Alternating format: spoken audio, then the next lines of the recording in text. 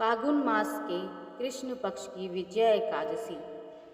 युधिष्ठिर ने पूछा, वासुदेव, फागुन के कृष्ण पक्ष में किस नाम की एकादशी होती है? कृपया करके बताइए। भगवान श्री कृष्ण बोले, युधिष्ठिर, एक बार नारद जी ने कमल के आसन पर विराजमान होने वाले ब्रह्मा जी से प्रश्न किया, सुरेश्वर, फागुन के कृष्ण पक्ष में जो विजया नाम की एकादशी होती है, कृपया उसके पुण्य का वर्णन कीजिए। ब्रह्मा जी ने कहा, नारद, सुनो, मैं एक उत्तम कथा सुनाता हूँ जो पापों का अपहरण करने वाली है। यह व्रत बहुत ही प्राचीन, पवित्र और पापनाशक है।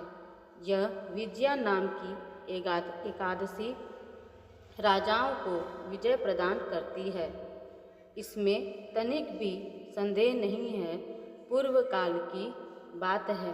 भगवान श्री रामचंद्र जी 14 वर्षों के लिए वन में गए और वहाँ पंचवटी में सीता तथा लक्ष्मण के साथ रहने लगे।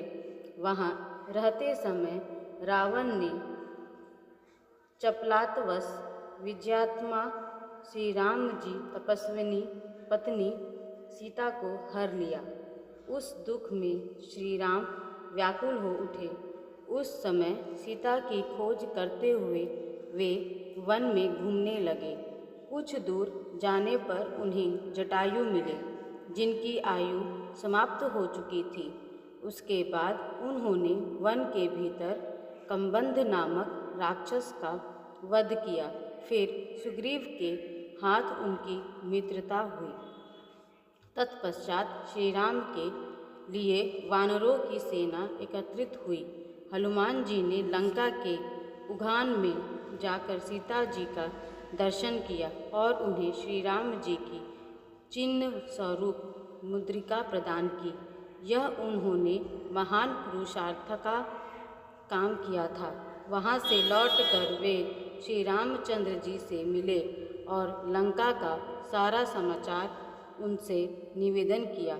हनुमान जी की बात सुनकर श्री राम ने सुग्रीव की अनुमति ले लंका को प्रस्थान करने का विचार किया और समुद्र के किनारे पहुंचकर उन्होंने लक्ष्मण से कहा, सुमित्रानंदन, किस पुण्य से इस समुद्र को पार किया जा सकता है? यह अत्यंत अगाध और भयंकर जल जंतुओं से भरा हुआ है। मुझे ऐसा कोई उपाय नहीं दिखाई देता जिससे इसको सुगमता से पार किया जा सके। लक्ष्मण बोले, महाराज, आप ही आदि देव और पुराण पुरुषोत्तम हैं। आपसे क्या छिपा है? यहाँ द्वीप के भीतर वकदालभ्य नामक मुनि रहते हैं। यहाँ से आधे योजन की दूरी पर उनका आश्रम है। रघुनंदन, उन प्राचीन मुनीश्वर के पास जाकर उन्हीं से इसका उपाय पूछिए। लक्ष्मण जी की यह अत्यंत सुंदर बात सुनकर श्री रामचंद्र जी महामुनि वक्तालंभ्य से मिलने के लिए गए। वहां पहुंचकर उन्होंने मस्तक झुकाकर मुनि को प्रणाम किया। मुनि उनको देखते ही पहचान गए कि ये पुराण पुरुषोत्तम श्री राम हैं, जो किसी कारणवश मानव शरीर में अवतीर्ण हुए हैं। उनके आने से महर्षि को बड़ी प्रसन्नता हुई। उन्होंने पूछा, श्री राम, आपका कैसे यहाँ आगमन हुआ?